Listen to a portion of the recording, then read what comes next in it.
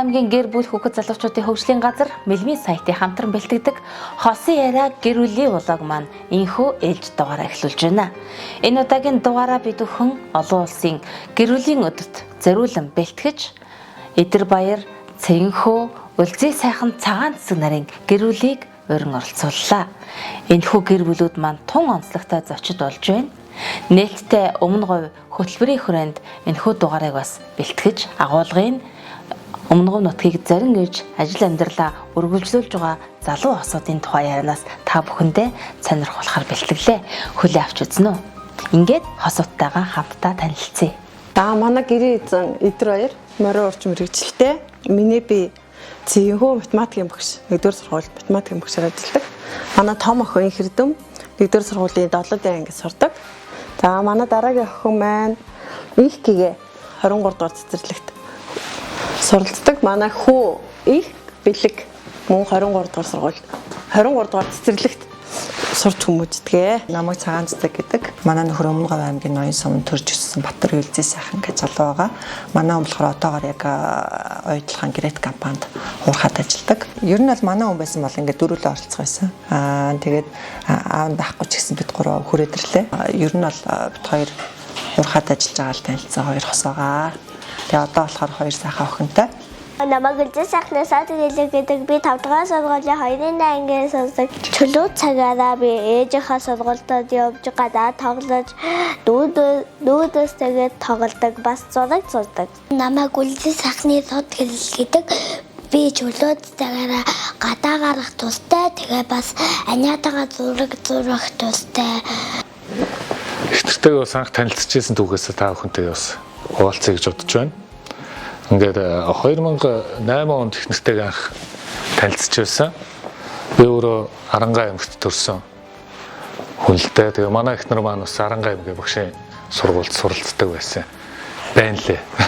Тэгээд Улаанбаатар хотоос бас гэртээ ирээд хуучин ажилладаг байсан ресторан дээр одоо түр хугацаагаар ажиллахаар бас орсон. Манай ихнэр маань текэн дээр сууж үж таарсан л да. Тэгэл би ч нөө хуучин ажилладаг. Бид хоёр ч ингээд хоорондоо зөрөлддөг байсан. Би оюутан болоо яваад өнгөт манай хүн оюутан болж ирээд ажиллах жишээ. Намайг ингээд зуны амралтаар өрөөд өнгөт буцаа явуучих жишээ. Тэгээ зөрөөд идэв байсан мэлээ. Тэгээ би яг нөө хичээлж ирсэн үеэр ирсэн учраас бид хоёр яг таарад чи нөө нэг цэкгүй юу гэсэн чинь тийм бай чи нөө идрээ юу гэж бид хоёр анх тэгээ танилцчихсан. Тэгэд ихнэр нөхөр болно гэж бол бодоагүй. Тэгэл нэг хамтны газар ажиллаад.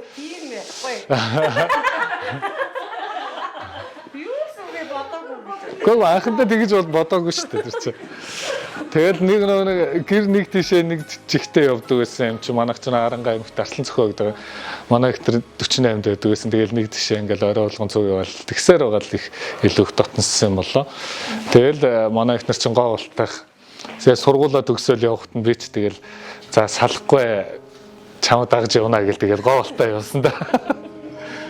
За тийм төвхтэй тэгээ одоогоор бол ингээд тэр одоо 3 сайхан хүүхдээ эцэг болоод нэг өрх гэрийг ингээд байгуулад амьдраад явж байна да. Одоо ингээд Өмнө Говь аймагт бас залуу хүмүүс бас цаашдаа арай илүү газар арай илүү боломжтой газар ажиллаж амьдрий гэсэн тийм хүсэл мөрөөдлөөр чигүүрлээд ирсэн дээ. Танилцсан түүх маань болохоор би одоогоос бараг 10 жилийн өмнө нөхөртөөгөө Өмнө Говь аймгийн Ноён суманд танилцж байсан. Би байгаль орчны чиглэлээр нүүрсний урахад яг ажиллаж байсан.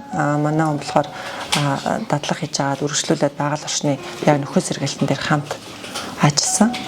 Тэр хамт ажиллаж байгаа хугацаанд болохоор бид хэд хаагуулын талбай цооногны нөхөн сэргээлтэнд хамт яваад тэгжлэр нь анх танилцж байсан да. Тий. Тухайд яг манай Украинд сурдаг байсан. Яг зуныхаа амралтаар ирээд уурхад ажиллаж авах хугацаанд яг надтай таарад ээлжин ч бас яг тэгж таарсан тэгж танилцж байсан. Түүх нь бол тийм байгаа. Анхаарал нүдэнд л болж ирсэн да. За тэр ресторанд л битээр анх өдрийг харж ирсэн. Тэгээд их авьяастай гэл тэр үед тэгдэлсэн л да. Тэгээд би тэр үед нь бол би яг авьяас мууясанд болоогүй халамжтай байсан. Яг нэг газар ажиллахад аягүй халамжтай. Тийм зугаатай л тийм л ихтэй анх санагдчихсэн шүү дээ. Тэгээд анх намайг үерхээ гэдгийг 12 сарын 31-нд тий жилдээ тэгээ битээ ирвэ ирчихсэн. Тэгээд сургуулаа би 6 сарын 3-нд төгсөө тэгээ битээ говьолтойд авчиж. Нэг ч хүн танихгүйгээр говьолтойд очиод манад очиод аав зэрдэр очиод тэгээд битээ ажил амьдралынхаа гараа эхэлсэн дээ. Манай хүн чинь тийм хөрслөг бор царайтай, том алаг нүдтэй залуу байгаа. Яг нөгөө олон жилийн өмнө бас нөгөө сургуульд янз бүрийн юмд явж байгаад бид нар secret гэдэг зүйлийг ашиглах хэрэгтэй манай амьдралдаа ирээдүйд юу хүсэж байгаа нь те ханижлаа хүртэл зураглыг гэлтгсэн чинь сүүлд нөхөртөөгөө нийлчээд анхныхаа охиныг авчаад байж байгаа дэвтрээ үзсэн чинь яг тэрэн дээр нөхрөө зурсан байсан бичсэн байсан хөрслөг бор царайтай том алаг нүдтэй гэл тэгэл ер нь бол тийм угаасаа уулзах хэрэгтэй байсан болол гэж боддоо шүү дээ. Тэгээ нөхөр маань маш сайхан тийм өөрөө бол тийм гой сайхан нэрхтэй сайхан тийм эерэг хүн байгаа. Тийм учраас хамгийн гол татгдсан зүйл нь нөхрийнхаа эерэг байдал зам чанар те өөрийгөө авч яваа байдалд нь их татагдчихсан да тохоо үедээ. Нэвтрүүлгийн эхэнд хэлсэнчлэн өмнгийн цэнхэр говь нутгийг зорин ирсэн хүн бүхэнд говь нутаг маань нээлттэй байгаа шүү гэдгийг энэхүү дугаараараа онцлохыг хүслээ. Ингээд говь нутагт зорин ирж ажиллаж амьдрах болсон шалтгаан яагаад зөвхөн говь нутаг өмнө говь нутгийг зорих болсон шалтгаанаа асууд маш сайхан онцлогтойгоор бидэнд ингэж тайлбарласан юм аа. За миний тухайд бол говьолтойд ч эхний жилээ том охиноо төрүүлээд ажиллахгүй байсан. Нөхөр маань очингуудаа очиод 7 хоноо л алтаач болгоход морь урчаар анх ажилд орчихсон. Тэгэд битээр бол хоёр талынхаа аав ээжээр ямар ба нэг юм бэлдүүлж хорин мөрөөсөө хийж байгаагүй. Тэгээд бүх юм нөгөө тгээс эхэлнэ гэдэг шиг амьдрал эхэлжсэн. Тэгээд одоо урдсан 3 хүүхэдтэй өнөрөгдөг амьдарч байна да. Өмнө Говь аймгийг бит хоёр бас хөдөө орон нутагт залуу хүмүүс ажиллаж амьдарч байгаа хувьд бол Говьолтой аймагт 13 жил болсон. Бас тодорхой хэмжээнд амьдралын 3-1 гэдэг чинь бол айгүй урт хугацаа л та. Тэгээд бас өөрсдөө гэр бүл дотор бас ярилцчихсэн нэг ямар ч үсэн өөр те арай илүү хөгжилтэй ч юм уу арай илүү амжиргаатай өөр аймаг руу шилжиж амьдрий гэсэн тийм бодол байсан. Тэгээд тэр ер нь бол олон газрыг судалсан Эрдэнэт дархан гээл том хотууд наа цаана эсвэл Улаанбаатар хот руу явах үрчгэд хүртэл яриа хэлээ хийж исэн. Тэгээд нааша явах болсон шалтгаан айгүй энгийн л болцсон юм да тий. Эднээ манай эхнэрийн ажлын газар 1-р орончлоос юу байгаад санал гаргаад ингээ манад ирж ажиллаач гэдэг тийм санал тавина.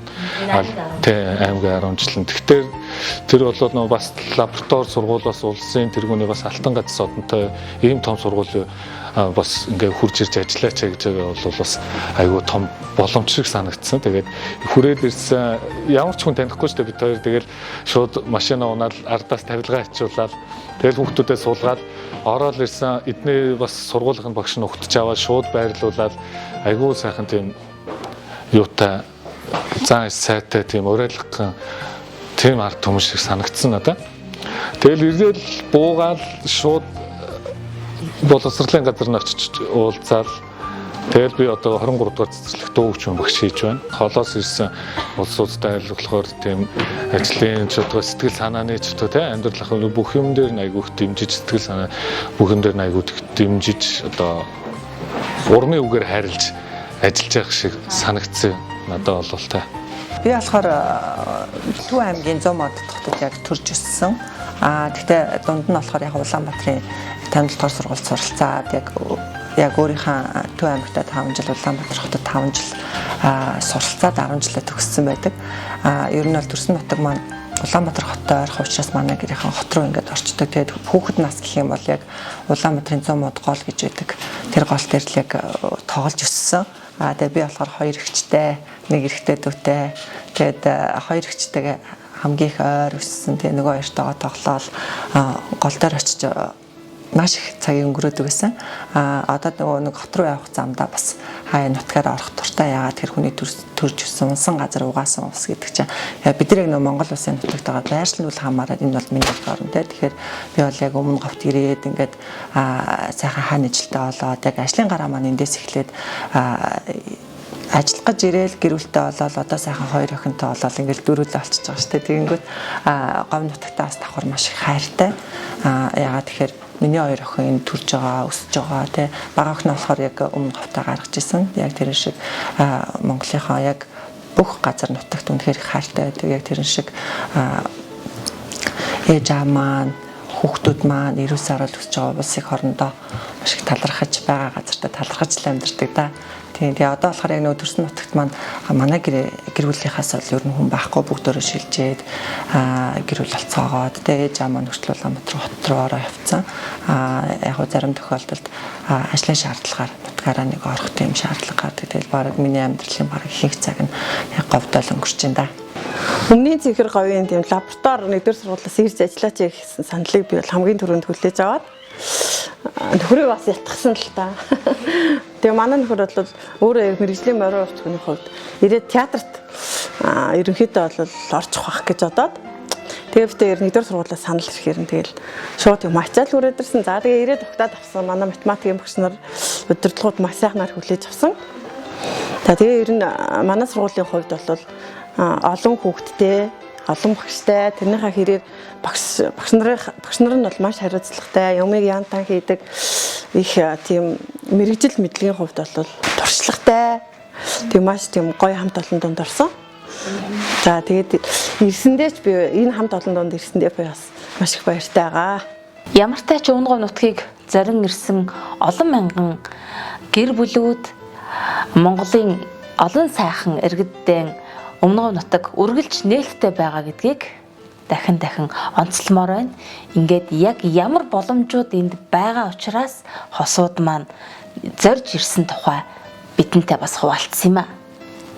Ер нь бол орон нутагт одоо Улаанбаатар хотод хангалттай хүн байгаа даа тийм манай монголчуудын бараг 70-80% тэнцвэршээд байна. Орон нутаг руу бүгдөө төвлөрлөө шилжүүлээ тийм нээлттэй Өмнөгов гэдэг хөтөлбөр зарлчаад байгаа. Тэрэн дээр бол одоо би ирээдүйд ирэх залуучуудыг би одоо энд ирээд нэг 7 жил болж байгаа. 6 жил болж байгаа. 7 жил рүү орж байгаа. Тэгээд 16 жилийн маань 17 онд ирж исэн. 17 онд ирээд бага охиноо энд гаргачаад яг ажил амьдралын маань охиноо гаргасны дараа Далан задтын дулааны цахилгаан станцд эхэлж исэн. Дулааны цахилгаан станцд 4 жилийн хугацаанд борлуулалтын нэгтлэн буюу яг санхүү бэлтгэл дээр ажилласан байна. Тэгэхээр ер нь бол орон нутагт ирсэн хамгийн тийм өгөөчтэй зүйл нь бол ер нь хүүхдтэй бол орчин байсан. Яагаад бид хоёр орон нутаг руугаа буцаад нөхрийнхөө нутаг руу нүүж ирсэн гэсэн шалтгаан нь бол гол нь хүүхдтэйсэн. Хүүхдийн өсөх орчин, хүүхдийн амьдрах орчин арай илүү тийм эрүүл эко тийм агарын бохирдолтой тоосны бохирдол тийм зүйл байхгүйгээр хүүхдийн өсөх орчин сайн байна гэдэг зүйлийг сонгоод ирсэн. Ирсэндээ ч бас маш их олзуурхдаг. Яагаад тэгэхээр бид нар орон нутагт ажиллаж байгаагийнхаа хэрээр биднэрт илүү их боломж нэгддэг юм шиг санагддаг. Яагаад тэгэхээр орон нутагт байгаад орон нутгийн хүүхд залуучуудтай өөрийнхөө хувь нэмрийг оруулаад юу их боломжтой байна. Тэрийг харах зүйл нь айгүй их байгаад байдаг. Яг нэг гэр бүлдээ болоод 2 хүүхэдтэй болсон чинь нэг хүүхдүүдтэй хамгийн их цаг гаргах хэрэгтэй юм даа. Хүний амьдралын хамгийн гол утга учир юу үр хүүхэд байгаа. Тэгтээ тийм учраас үр хүүхэдтэй цаг гаргах хамгийн их боломжтой цаг нь орон нутагт байгаа. Бид нар амралтын өдөр байна, ажлаас гарсан цаг байна, тэгэнгүүт тэр цагуудыг илүү хүүхдэд зарцуулж байна. Мөн тэгээд давхар нөө сургалт янз бүрийн хөгжүүлэх үйл ажиллагаанд явууллаа гэхэд маш хурдан зүгээр л ороод гараал хүргээд өгчдөг. Тэр давуу тал нь бас аахгүй олзуурхштай, тэгээ авууштай байгаад. Тэгээд энд ирээд надад бас нэгдсэн 2 том боломжийг харахаар яг Америк явах нэг хөтөлбөр тэнцэжсэн. Энэ болохоор яг орон нутагтаа хүүхд залуучууд би одоо нөгөө хүүхдийн ордон дээр сургалт явуулдаг. Ярих хэлтэх ур чадвар, гооцсон хичээл ордог учраас би сурсан зүйлээ яаж юм гэхээр хүүхдүүд хүргэж чадаад байгаа гэсэн. Надад одоо сураад байгаа зүйлээ би ганцхан зөвхөн өөртөө ашиглаагүй. Давхар орон нутгийнхаа хүүхдүүд хүргэж байгаагаараа илүү их бас миний нэг бас боломж нэгдсэн болов уу гэж хардаг. Яг үнцэн ажил бол байж байгаа л да. Үнцэн ажлын хажуугаар сургалтын чиглэлээр ажиллаад одоо нөгөө үнцэн ажлаа сая 1 сарын дундуур өгсөн учраас яг тийм сургалтандаа анхаарад тэгээд бүр илүү нөгөө гэр бүлдээ цаг гаргаад мөн одоо нөгөө ирээдүйд ирэх залуучуудаа хэлэхэд орон нутагт ирээд амьдрахад нэгдүгээр гэр бүлдээ цаг гаргадаг юм байна. Хоёрдугаар бид нарт арай илүү дараагийн тэтгэлэг авахтай дараагийн хөтөлбөрт материалаа өгөхөд та орон нутагт хийж чадсан импакт буюу нөлөөлөл байх юм бол тэтгэлэг гэдэг зүйл амархан олддог юм шүү. Мэдээж тухайн хүнээс хувийн ур чадвар шаардна те хэлний мэдлэг нийгэмд нөлөөлж байгаа нөлөөлөл гэдэг олон зүйл шаарддаг учраас бүр тийм хийх хүсэл тэмүүлэхтэй залуучууд ирэх юм бол орон нутаг илүү боломжтой. Манай аймаг тэр дундаа илүү тийм тухтай, хүүхдэд ээлтэй, тийм сайхан цаг завыг гэр бүлтэй өнгөрүүлэх боломжтой гэж хэлмээр байна. Мөн яг нэг ажлын хувьд уулуурхаа хөгцсөн гэдэг утгаараа зарим одоо ч манай гэр бүлийн хүн уурхаад ажиллаж байна те ажлын хувьд боломж бол бас их байгаа юм шиг харагддаг. Тэгэхээр нөгөө өөр газраас ирээд тухайн газараа суурьшаад ирэхээр хүний нөгөө хүн болгоны харах өнцөгтэй мэдсэн харсан сурсан зүйлээсээ хамаарат хийх зүйлийг бол олоход амархан байх гэж би бодож байгаа. Тэгэхээр манай аймагт тавтаа морилоорой гэж хүсье. За тэгэхээр илүү боломж гэж харсан. Тэр энэ бас тодорхой хэмжээний төрийн албаагчтай бүгдэнд нь нутгийн дэм гэж бас 400 мянган төгрөгөөс олгод юм байна. Энд чинь бол бас одоо өөр аймагуд те бүр ялангуяа Улаанбаатар хотод яг төрийн албанд байгаа хүмүүс бол ийм хэмжээний цалин бас одоогийн байдлаар бол бас авахгүй л байна гэсэн үг. Сая төгрөгийн цалинтай хүнд бол 40% нэмэгдлийг байнга авч ийн л гэсэн үг байхгүй. Тэгэхээр бас бит хоёр хоёулаа нийлээд энэ чинь ингээ хурж ирээ хоёулаа төрийн албанд ажиллаж байгаа юм чи дахиад нэг төрийн албаны цалинтай тэнцэх хэмжээний мөнгө манай өрхөд бас орлого болоод ороод ирж байна гэдэг бол бас айгүй давуу тал гэж харж байгаа. Тэгээ дээрэс нь би ч бас өөрөө морин урч мэрэгчлээ бас Голтой аймагт байхдаа хүүхдийн морин урын чуулга байгуулж ажиллаж байсан. Одоо яг тэр шугамаараа бас энэ ч өмнө говь аймагт бас яг тийм чуулга бас шинээр байгуулж ажиллая гэж бодож байгаа. Тэгэл тийм асуудал яг дандаа нөгөө мэрэгчлэрээ явах учраас тийм бас илүү боломжууд бас харагдчихл байгаа. Намайг ирсний дараа сургуульд минь оюуны үүрэг гэдээ бас тийм хөтөлбөр хэрэгждэг юм шиг үлээ. Би яг бас сайн яаж чадаагүй. Тэгээд тэр яд ингээд тэгэхээр байрны урьдчилгаа олгох, за газар олгох ч юм уу эсвэл сургалтын төлбөрийн тэтгэлэг гэсэн юмнуудыг бас бүх тийм албан байгууллагуудаас тийм хүмүүсийн дэмжлэг авч байгаа гэсэн. Энэ бол бусдын аймагуудаас бас ялгарах нэг том бас үзүүлэлт байх гэж бодож байна. Хосын яриа гэр бүлийн влог маань уламжил ёсороо гэр бүлийн харилцааны хамгийн нандин жорууд юу байдаг талаар хуваалцдаг ёстой байгаа. Ингээд хосууд маань ямар оо нандин сайхан зарчим гэр бүлдээ баримталдаг талаар хамтдаа сонирхцгаая. За манай гэр бүлийн хувьд болохоор энд ирсэн цагаас хойш манай бага охиныг одоо энэ охины маань яг 2 сард тахт наав нь уурхад ажилд орж исэн. Макро ажилдаар авчдаг учраас яг би 2 охиноо хараад те миний охиноо шасууч те 2 охиноо хараад байдаг учраас гэр бүлийн хувьд баримталдаг зарчмаар би биендээ итгэх ёстой. Мэдээж амьдралал итгэлээр тогтно үргэлжлүүлээд хин хоёр талтай хичээгээд мэдээж нөгөө урт хугацаанд дэвч явцдаг учраас би биендээ яаж нөгөө би биний хайрлахын гэдэг зүйлийг үгээрээ үйлдэлээрээ ирэхээр найлуулах хамтдаа цагийг өнгөрөөхтэй тэр зүйл дээр маш их анхаарч ажилладаг нөгөө хамтарч ер нь ярилцдаг гэсэн. Тэгээд мэдээж нөгөө аав нь байхгүй нөхцөлд хүүхдүүдийн бас аавын орон зай дутагдана. Тэр орон зайг яаж нөхдөг вэ гэхээр аав нь 14 хоног ирээд амралтаараа байж хугацаанд аль болох аавтай цагийг өнгөрөөхтэй. Би болохоор аль болох 14 хоногийнх нь хугацаанд цуг дөрүүлээ байх. Тэр орон зайг нь би болох гэж ер нь бол хоёулаа зорддог. Тийм учраас ажлынхаа цагийг маш сайн зохицуулаад илүү цагаар ажиллах ч юм уу те зарим тохиолдолд ажлаас гадуур үйл ажиллагаануудаа аль болох богиносгоод нөхөр ирсэн тохиолдолд бид гурав чинь нийлээд аавтайгаа дөрвөлээ ингээд аль болох бүх цагийг хамтдаа байхыг л маш их хичээж баримталдаг да. Тэгээ манай ам болохоор бас өөрөө маш гэрсэг хүн. Гэртээ ирэхээр 2 охинтойгоо хань ажилтайгаа хамтдаа дөрвөлээ цагийг өнгөрөөгөө цуг байх туртай. Мэдээж нөгөө уурхай орчин чинь бас ачаалттай ажилтдаг тий. Ачаалттай ажилтдаг салбар учраас ирээд амрах тухлах орон цаг нь бид гурав бас өгөх ёстой учраас тэрэн дээр ер нь л их анхаарч хоорондоо ярилцдаг. Ер нь бол бүх зүйл дээр ярилцах, ойлголцох гэдэг зүйл их чухал учраас хоорондоо ойлгох яриад одоо ингээд танилцсны 10 жил тий нийлээд амьдрсны бараг 9 жил болсон байна.